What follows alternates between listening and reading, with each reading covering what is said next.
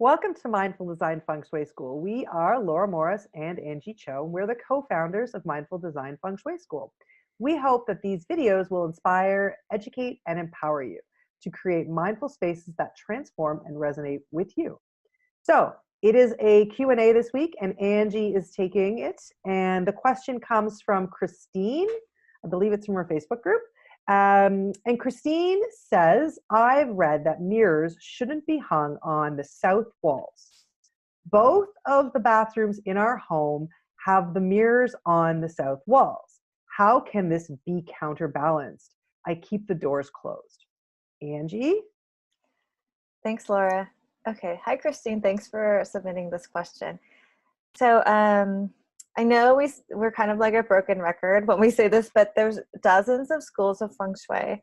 And the one that Laura and I practice is called BTB feng shui. And actually in BTB feng shui, we don't have a focus on the directions. So to us, it's irrelevant that the mirrors are hung on the south walls. So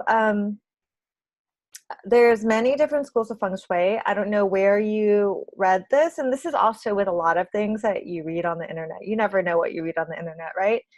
So I would suggest work with a teacher or a consultant that you resonate with, that you trust.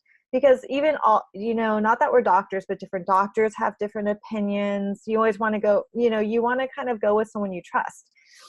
So there's dozens of schools of feng shui, and all of them are valid and correct from the BTB perspective. It's just that the one that we teach you, because we want to teach you something that's clear and not conflicting, is that it doesn't matter that there's mirrors hung on the south wall. And in fact, I think it's probably a good thing that you have mirrors in your bathroom. It should be fine. You don't need to counterbalance anything.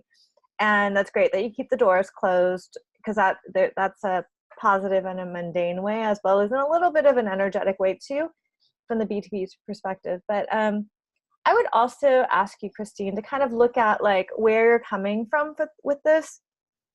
I wouldn't read something random on the internet and kind of get very scared and fear-based about it, because this is also like the BTB approach is about working with what you have and shifting the energy and looking at things from a positive perspective. Because even if something is negative or challenging, it gives you an opportunity to grow and to expand and to learn something.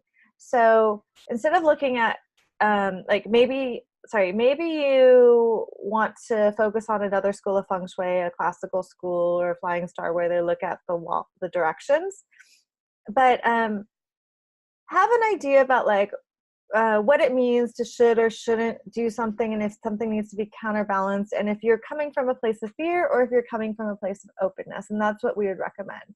So for Laura and I, mirrors on the south wall of your bathroom, based on just that information, sounds okay to us. There may be something specific if we are working with you one-on-one that we would be able to see in person and with a one-on-one relationship. But from your question, I think it's perfectly okay, and don't worry, and do the best you can. Thanks, Angie. Thank you so much for watching this episode from Mindful Design Feng Shui School. If you enjoyed this episode, please subscribe to our channel and give us a thumbs up. If you'd like to dive deeper into the world of feng shui and mindful design, please visit us at mindfuldesignschool.com. Thank you.